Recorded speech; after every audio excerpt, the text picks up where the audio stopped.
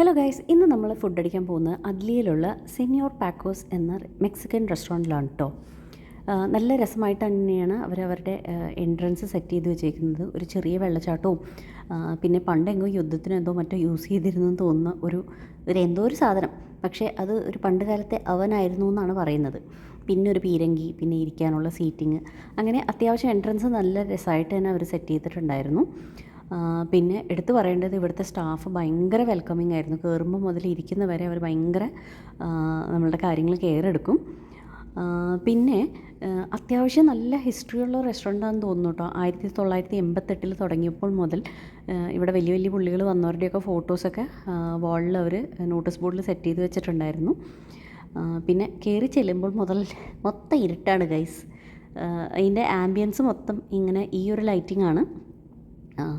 ഈ റെസ്റ്റോറൻറ്റിൽ ഞാൻ മനസ്സിലാക്കിയൊരു കാര്യം, ബുക്കിംഗ് ഇല്ലാതെ നമുക്ക് കയറാൻ പറ്റില്ല. കംപ്ലീറ്റ് ടേബിളിൽ റിസർവ്ഡ് ആയിരുന്നു. ഞങ്ങളും വിളിച്ച് പറഞ്ഞിട്ടാണ് ചെന്നത്.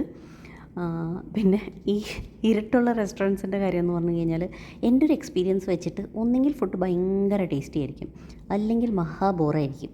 ഈ രണ്ടാമത്തെ കേസിലാണെങ്കിൽ നമ്മൾ കഷ്ടപ്പെട്ട് കഴിക്കുന്നത് ആരും കാണേണ്ടി വരില്ല. എനിവേ, ജോക്സ് അപ്പാർട്ട്, ഇതിൻ്റെ മൊത്തം ആംബിയൻസ് കാണാൻ നല്ല രസമാണ്.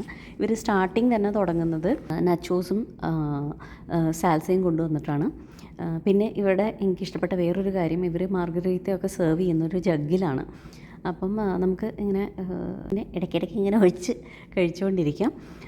പിന്നെ മെക്സിക്കൻ മെനുവിനെ കുറിച്ച് വലിയ ഐഡിയ ഇല്ലാത്തതുകൊണ്ട് ഞങ്ങൾ വളരെ സേഫായിട്ട് ഒരു സിസ്ലറും ഒരു ചിക്കൻ പ്ലാറ്ററുമാണ് ഓർഡർ ചെയ്തത്. അതിൻ്റെ കൂടെ അവർ ടോർട്ടിയാസും തന്നിട്ടുണ്ടായിരുന്നു.